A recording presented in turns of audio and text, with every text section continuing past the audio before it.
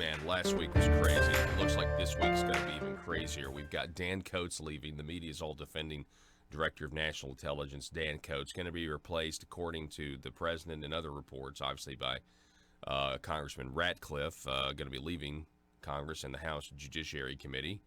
I've been told by people I trust that that's a great move and a great pick to replace Dan Coats, who has kind of been this last holdout that clearly does not see things the same way as the president on a lot of issues.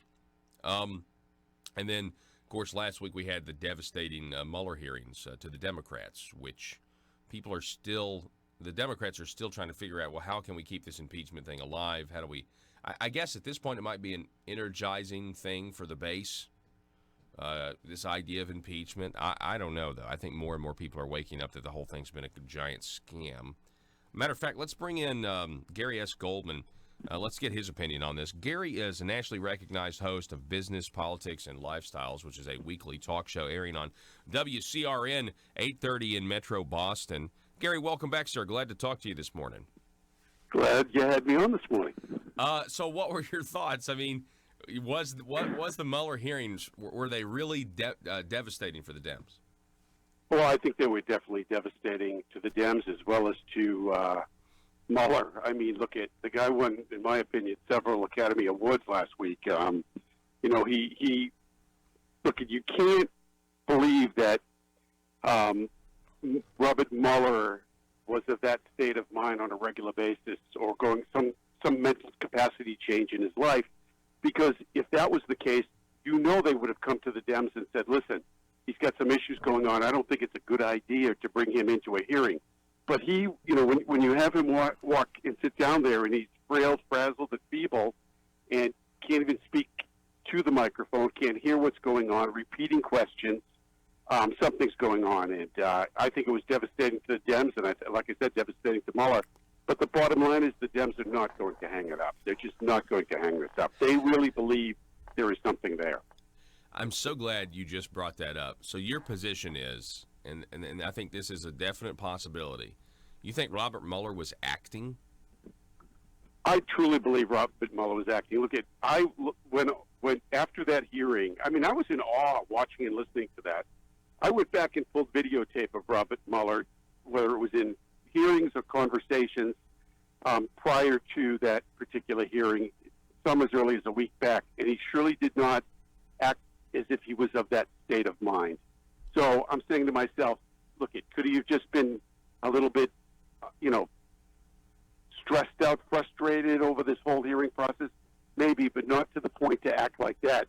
I think he felt that he had to be at that hearing for whatever reason, and he just figured at best he's going to put on a show here because that's the only way he's going to get around this. And I believe he was acting through it all. I mean, look at, why would you want to ruin, whether I agree with Robert Mueller's career, I mean, here in Massachusetts with the Whitey Bulger case, I'm definitely not a Mueller fan. But why would you want to ruin your reputation? A lot of people think he had a stellar reputation in a 7-hour congressional hearing. You would not want to do that. So I think he had to put on the act for whatever reason. I thought about this over the weekend because I definitely heard this theory. So I went back and I watched Robert Mueller enter the room, and the man seems totally normal when he enters the room. Good eye contact, good coordination, and then he sits down in that chair and his jaw kind of goes loose and like it's hanging open, and all of a sudden he looks like he's 10, 15 years older than he actually is. And I thought to myself, it does look very strange. And so then the next question is, if he was acting, why is he acting? And it may have something to do with him approving the Uranium One deal. Yeah, I think Robert Mueller may be into this, a little more than he wants to lead us to believe on a number of different issues, just as you brought up. And, he may have given it some thought and said, this is my best out. But look, I've been trying to come up with the motive of this type of action all weekend and right after the hearing. And, I mean, there's a number of theories you can float out there, and I'm not really sure what it is. But when I go back and listen to I played it again last night, and listen to the hearing, I'm saying to myself, this thing is over for the Democrats. There's no way they're going to move forward. Right. Then I having this conversation with myself saying, look, if they can't go with impeachment, they're going to just continue to go after Donald J. Trump. It's going to be about his business, his family. This is not going to end.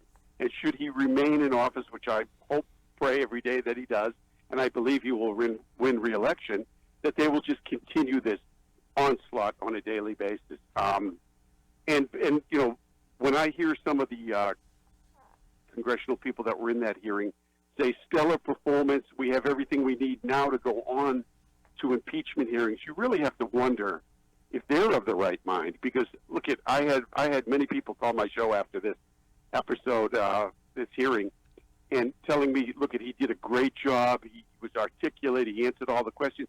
He couldn't even answer questions that were in the report.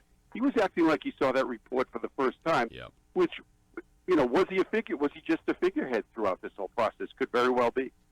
Well, and that's the thing. So, for practical purposes, I don't think you're never going to be able to prove if he was acting or not. So, the media and even Congress, they're going to give him the benefit of the doubt because Right. let's say because if it was acting, it was a great performance. Mm-hmm. So, practically, the narrative now is that he was a figurehead, Gary, and that he really didn't write his report, which means that it was really just the angry Democrats that wrote it. You had people who were working on this that were, that were at Hillary Clinton's, victory celebration that was not a victory celebration.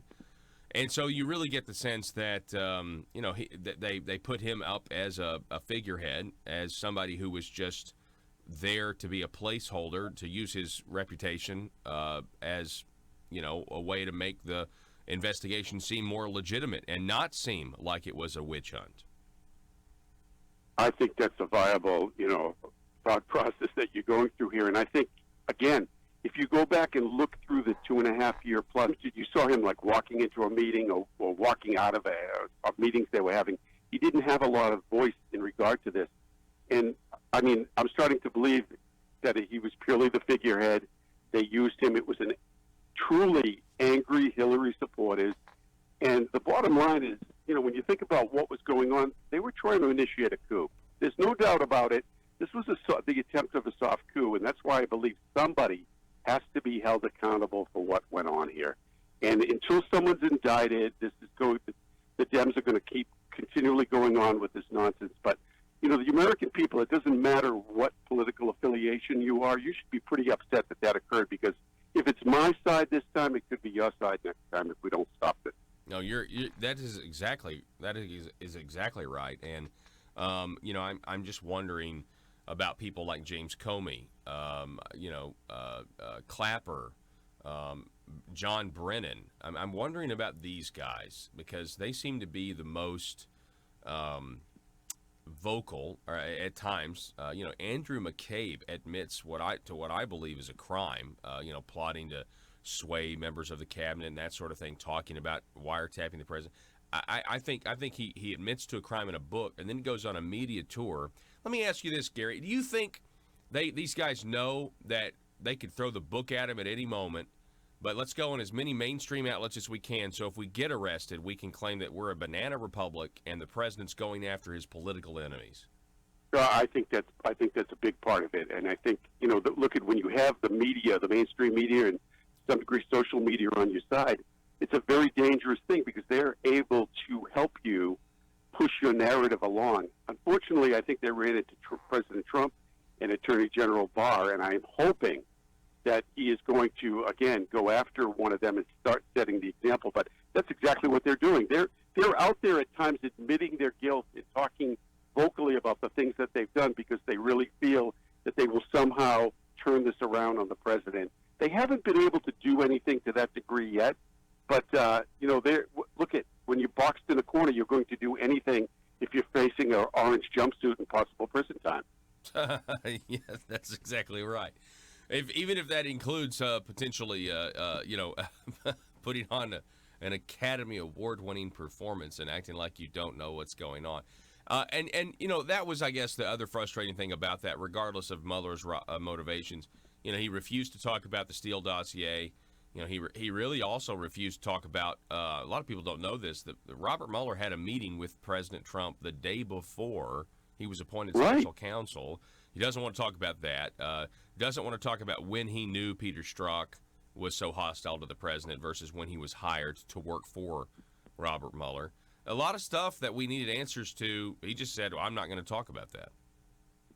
Yeah, and he was conveniently unfamiliar with his own report during that hearing, and he should get an Academy Award for that as well. I mean, here's a guy that spent $30 million of the taxpayers' money, and he doesn't know what's in the report. Come on, or can we even if he was a figurehead, knowing what I know about Robert Mueller and what I've read about Mueller, I would have believed that he would have read the report so he could have some backups should someone ever question him, because he couldn't be that naive to believe that nobody was ever going to question him on this report. What we did find out, though, was that, Mueller, there is a lot of evidence to suggest that he really was just the figurehead or just a puppet, because he kept contradicting himself, And then there's this letter that was written after the initial press conference with AG Barr, saying we need to clarify, and it was signed by Robert Mueller, but then we kind of figure out he didn't write the letter. I mean, that's kind of the speculation. He didn't actually write it, because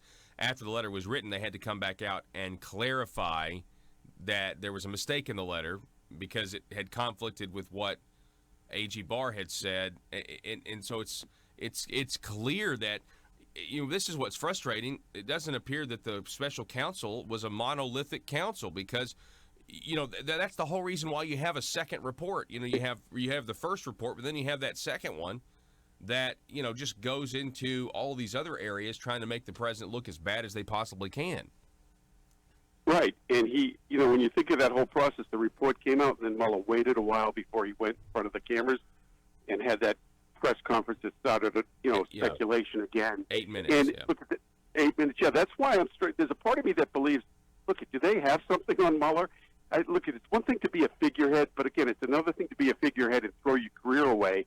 And at times, maybe they said, you show up at that hearing, and whatever happens, but you have to be at that hearing for whatever reason. I don't know. There's definitely in my mind, and if I had the answer, it would be wonderful. But there's something going on there that I can't put my hands on with Mueller, because the more I read about him, and then I look at the way he's acting, they don't match one another. Well, I agree with you, and I definitely do not think the Democrats expected that performance out of Robert Mueller at all, or they would have never asked him to testify. Yeah. They were having mock, theatrical rehearsals, where they had some guy standing in to be Jim Jordan, and I mean they thought it was going to be a brouhaha, and they wouldn't even cooperate with the Democrats' scripted questions and their PowerPoint presentation, and it really was a disaster, of the highest order. And when you have the mainstream media even saying that, I feel like that was a break. It was so bad that even the mainstream media had to report on it, Gary. And so there was a break in the blockade of truth, and hopefully it woke some people up. Yeah, though they had no choice. I mean, as much as they wanted to put some spin on that, there was no way. I mean, throughout that entire hearing, as the day went on, more and more of the mainstream media was throwing in the towel, saying, this is unbelievable. He's not answering questions. He's acting as if he doesn't understand. He's acting feeble, whatever else. Not helping the Democrats. So the whole thing went on and on. But I mean, if someone told me that how the hearing was going to go to any degree, I would have laughed at them. But then watching it was like, wow. I mean, this is just unbelievable. It was a turn I didn't expect. I'm not sure about you, but I never expected anything to that degree. Well, I really appreciate you coming on. Gary S. Goldman, a nationally recognized host of Business, Politics, and Lifestyles, a weekly show on WCRN 830 in Metro Boston. Gary, it's always great to have you on, sir. Best of luck to you, and really appreciate you, being on the airwaves up there. And I'd love to have you. I'd love to talk to you about the Whitey Bulger and Robert Mueller connection at some point, because that there is certainly a there. Yeah, that'd be a great conversation. Anytime, just let me know. All righty. Gary S. Goldman, appreciate it. So you have a great week. Folks, we're going to reset, going to take a break. We'll make a clip of this video on a separate YouTube video, going to upload.